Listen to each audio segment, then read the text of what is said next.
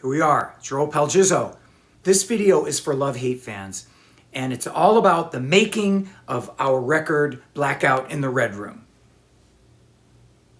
My first love-hate record, Blackout in the Red Room, is today regarded as a classic record. That's not me saying it, that's other people, journalists and magazines. Rolling Stone listed their top hard rock records of all time, and our love-hate Blackout record came in at number 20 out of 100. Unreal, especially for a band that never went platinum, much less multi-platinum. In 1990, the Blackout record was named Best Record of the Year from both Kerrang and Metal Hammer magazines. Remember magazines? Remember paper? And yet my little band was almost forgotten in the late 90s until I joined LA Guns in 1997. And that exposure sort of brought it all back to life. Martin Popoff said Blackout in the Red Room was the best hard rock record of all time. All right, that's a little presumptuous, but it's a cool compliment nonetheless. So with all that said, let's talk about the making of and a short history of Blackout in the Red Room.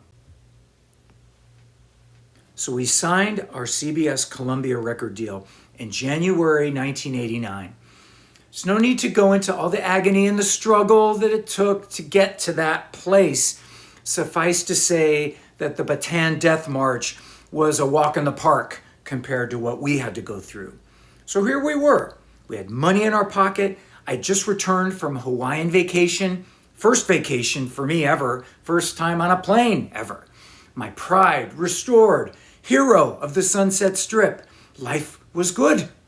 And then the vultures came. The minute we had secured our record deal, the vultures began to circle. Literally, the same day we found out that we got signed, we received a Western Union telegram from an old manager of ours reminding us that we were still technically signed to a management deal with him, and would we please give him his 20% of our $750,000 deal. God, we had fired the guy years ago, but here he was with his hand out. The first of many, as it turned out. We weren't the only band that got sued, you see. LA Guns got sued. A lot of other bands get sued. People along the way who feel like they're owed something for buying that ad in Music Connection magazine, or a few six-packs of beer. As it turned out, that beer tab was quite expensive. It cost us $42,000 in legal bills to scrape that ex-manager off our backside. 42 grand. A lot of LA bands back then had so-called managers. They weren't really managers, more like friends of the band or drug dealer friends of the band, guys who had a little bit of money and could sort of subsidize the young broke musicians along the way. You know, studio time to make demos, money for photo shoots, money for flyers, that sort of thing. And now since 99% of rock bands never really got record deals, this money would be written off. But in our case, we weren't so lucky. I was told by my lawyer that it was the price of doing business, but that really didn't make it any less painful. Then the New Line Cinema guy approached us. He demanded a piece of our deal for putting our song in that Nightmare on Elm Street movie.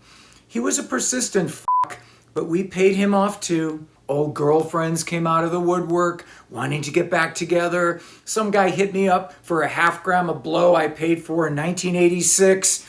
It was brutal. Anyway, I ended up getting what you would call a quick tutorial. Apparently, being young and naive and not business savvy doesn't really matter in the eyes of the law. Yes, the manager guy lied to us. Yes, he said he had contacts in the record business and didn't. Yes, he had gold records on his walls that he said he helped engineer. Zeppelin 4, Aerosmith Toys in the Attic. It took the lawyers for him to admit that he had gotten those records for being a drug dealer. Who knew? Who knew? Well, we didn't know. We didn't know, and furthermore, I guess we didn't want to know because we wanted to believe. We wanted so desperately to think that our music stood a chance and it meant something that we willingly just jumped off the cliff blindfolded multiple times over and over. So yeah, I guess it was our fault too. An expensive lesson indeed. Let's get back to the record. Tom Werman was slated to produce the Blackout record. Now, most of the songs on that record were already written. They were taken from our 4-track demo that had been circulating around town and actually helped us get our record deal. So we did some pre-production with Werman, I guess one day. Werman contributed one musical part, as far as I remember. He suggested that we add the walk-up part at the outro of Fuel to Run, that dun dun dun dun dun dun. That was him. The rest of the time, we sort of pre-produced ourselves. You know, Mary Jane needed a little arrangement help. We added all those transition parts between the verses, the da-na-na, and before the bridge section to kind of make it move a little bit better. You know, we changed some of the lyrics on She's an Angel. If you heard the Freddy Krueger version, it's slightly different. We made the lyrics better. We added the long outro to One More Round. We fixed a couple of more things. We brought back a song called Why Do You Think They Call It Dope from an earlier batch of songs we had. We changed some of the lyrics and we rearranged it a little bit and tightened it up, and that went on the record too. So finally, a couple of last minute fixes, and there it was. 12 songs, no filler. Now, we recorded most of the record at a place called One on One Studios on Lancashire Boulevard in North Hollywood. It's a great studio, expensive. That's where Metallica did their Black record. We did the drums first. That's how I usually do it. Then we did the bass. Then we did the guitar, all the rhythm tracks. So I didn't have much to do in the first couple of weeks. So I just sort of hung out and breathed in the gathering gloom. This wasn't our first time in a real studio, but this was the first time that it actually meant something for real.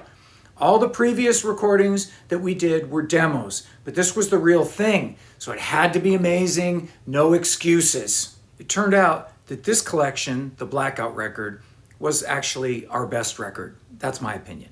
Better than anything we did before or since. Wasted in America, our second record, was also a good record, but it just wasn't the same. Blackout had a vibe. It spoke to people because it was real. It was raw, uncensored. It was us. It was us, and it represented a moment in time. It stands next to Appetite for Destruction, Guns N' Roses that way. A moment in time on the Sunset Strip in Hollywood in the 80s. The decadence, the vulnerability of being young and out of control. It's all there in the music. If you want to know what being on the Sunset Strip was like in the 80s, go listen to my Blackout in the Red Room record. So they finished the rhythm tracks, and now it was my turn. It was my turn to sing. And honestly, I kicked ass. I did most of my vocals in 1 or 2 takes. I'd worked with other guys before, other so-called producers, who would do what they call composite vocals. They would make you do 4 or 5 complete songs, and they would cut and paste different parts of it to create the perfect vocal. But this was a real performance. This was Jizzo unleashed. I mean, you can hear it in the delivery. You can hear it. At the end of One More Round, the end of Mary Jane, I'm almost out of gas, but I open up the throttle to get the big finish. I remember Tom Werman wanted me to go back and re-sing Tumbleweed for some reason. So I went back in the studio and banged it out in 1 take. The take you hear on the record. I remember coming out completely breathless and sweaty. I go, what you think? What you think? You know, was it pitch perfect? Was it 100% vocally, phonetically correct? No, but it had soul. It had soul. There's soul on those vocals. That record is dripping with soul. So we finished the actual recording, and then we went to Conway Studios in Hollywood to do the mix. Why Conway? Well, because we had a huge record budget, and huge record budgets need to be spent. That's another thing you find out. There were several mixing rooms. They were all busy at the time, so it was totally normal to see Billy Idol digging through our refrigerator or Tracy Guns hanging out, because we were now part of the rock and roll brotherhood. We were in the gang. We'd be outside on the basketball court shooting baskets, between the mixes, and then Werman would call us in to hear what the mix was, and then we'd make adjustments. We'd go in and we'd hear Straight Jacket or Fuel to Run blasting through those gigantic studio speakers, fucking loud. It was primeval. It was majestic. We were 20 feet tall. I remember we were in the studio one day, and in walked Tommy Lee, who wanted us to hear Dr. Feelgood, which they had just finished. So he puts it on the stereo speakers. It was huge. It was fucking huge. And then we put Blackout in the Red Room through the speakers right after.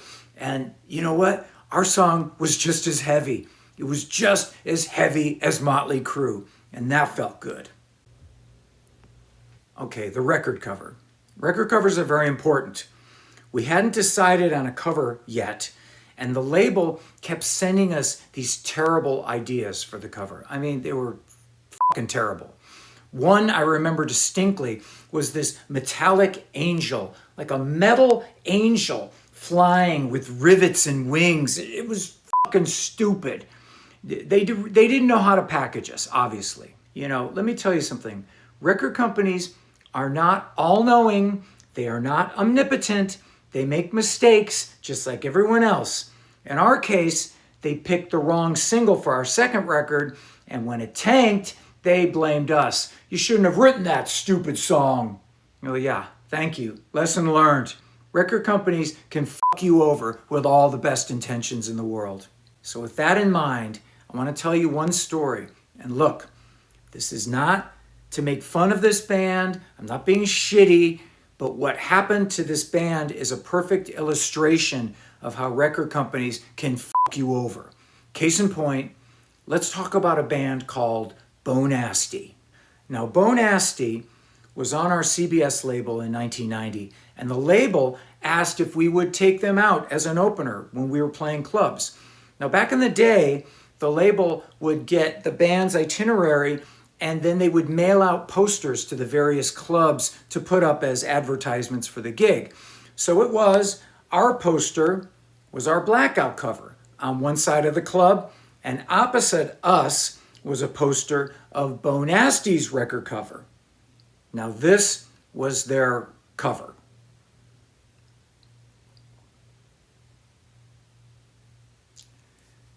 Now are you thinking what I'm thinking? If you're thinking what I'm thinking, you're thinking, what the fuck is this? Their cover was, wow. And it fucked with me. They seemed like cool guys, and they certainly didn't dress like this on stage. So I'm thinking, why the outfits? What the fuck is going on? It took me about a week or so of touring with the guys before I sort of felt comfortable enough to broach the subject. I was at the bar one night after the show with the singer of Bo Nasty, and I finally said it. I was, so dude, what's up with those fucking outfits? He grimaced, okay? Just grimaced. We hate our cover, he said. Well, yeah, we hate it. We hate it. We didn't want it. We sent the record company a band photo, just a band photo of us, normal, dressed totally normal. And someone in the art department airbrushed these fucking musketeer outfits on us. What? Can you believe it? Can you believe it? You send the record company your band's photo and you're dressed in leather pants and vests. I mean, totally normal, totally 80s. And they send it back to you and you're dressed like fucking musketeers. That's fucked up. They were totally fucked. They were fucked over by the almighty record company. And they couldn't do anything about it. Tommy Mottola, the president of that CBS label, loved it, loved the cover. It was his idea, so they had to go with it. I don't know if they ever really bounced back from this, because I never heard from them again after this tour. Anyway, cautionary tale, with the best of intentions, the record company can totally fuck you over. I mean, someone had to okay that Billy Squier video, right? Yeah, we're gonna go with it. Satin sheets, huh? Yeah, it's sexy. Billy's sexy. What could go wrong? And all of a sudden, he's playing half houses. Anyway, back to us. As I said, the label kept sending us these horrible cover concepts. And I was hanging out in Joey's room one day. in the loft, and on the wall of Joey's room was a skid painting. That. A representation of the four guys all gathered around a giant hookah. Skid had painted it, I don't know, months earlier, and I freaked out. I literally took some notebook paper, cut out love-hate letters, and I glued them to the top of the picture, and I said, this should be our cover. And it ended up being our cover. An amazing cover for an amazing record, and it happened just like that. So the record was done finally, and we all got advanced cassettes of the final recordings. So that meant that we all got to play our Blackout cassettes in our brand new cars for days and weeks, playing it for friends and family, ex-girlfriends, the world. We never got tired of it. I would just drive down the street with the top down, playing my new record for the world to hear. What do you think of this, fuckers? We had achieved something, a milestone. It was still 1989, mind you, so we had no clue of what was to come. We had all our dreams intact. Future tours with Dio in 1990, AC/DC arenas in 1990, a lot of fame in the UK in 1990, all just over the horizon. I sat in my brand new Camaro and I played my record loud. I let the music fill me and surround me, and I let it wrap itself around me like a giant serpent and squeeze me with its tender blackout love. And here we are in 2023, 33 years later after the fact, and I'm still here talking about Blackout. I still get to play Blackout in the Red Room in my Quiet Riot set. I played it last night, and every time I play it, there's always a few people that know it. I see them light up in the audience. It still lives. There's always a few people who remember and appreciate the love-hate music. So love-hate lives. And you know what? That's something. It's your old pal Jizzo, rockin' and rollin', and we'll see you next time.